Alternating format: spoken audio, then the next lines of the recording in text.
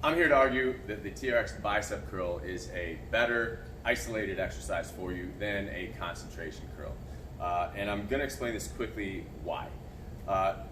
Straps, very easily adaptable, right?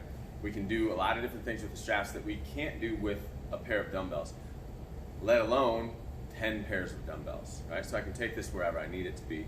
At the same time, I can get a stimulus from it that's much better than a pair of dumbbells or a concentration curl in a sense of that little guy, right?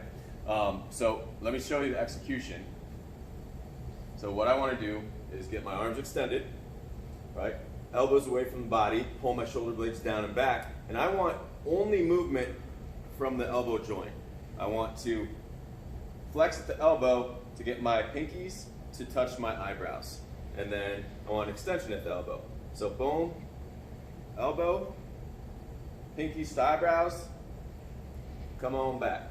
So one of the reasons why this is a much more effective exercise than a concentration curl is I can easily make a concentration curl, get my shoulders involved, even though we're here in that concentration curl and you've got this going on, right? I can easily turn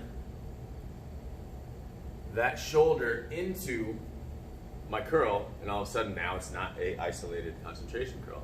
Now all of a sudden it's a shoulder movement with bicep movement. So I can do that, but at the same time, so it's much more concentrated here if I do this correctly, right?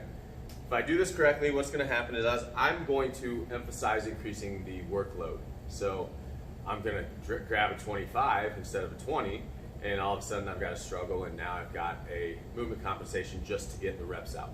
So here, that struggle is easily taken care of by moving forward and backwards. So if I need to add weight, all I do, so let's say I'm here, and that ain't doing it for me. All I have to do is say, okay, well, you know what, my set of 2 that needs to be 12, that could have been 20, I just walk underneath it, same exact movement, right? And let's say I bit off more than I can chew, I just move it back, however much I need to. Woo.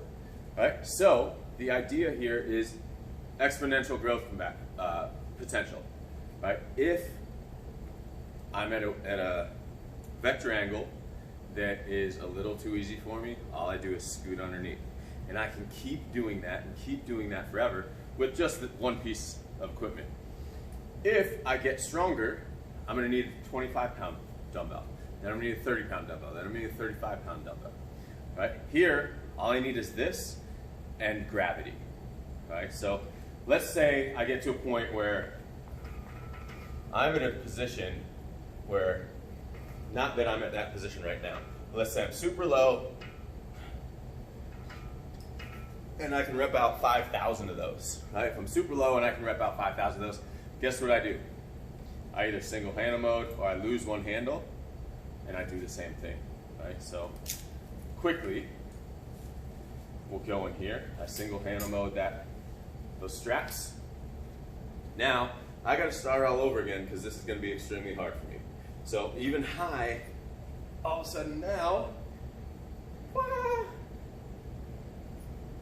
so if you notice, watch, this position, I drop my elbow to continue that curl. So I know even this high position is a little bit too much for me, so I got to start back over again at a higher level so I can complete the repetitions. Once I earn that right, I start to scoot underneath, and scoot underneath. And that is where this can be a much bigger benefit for you in concentration curls, because the ease of use and the ease of modification, whether it be amp that thing up or regress that thing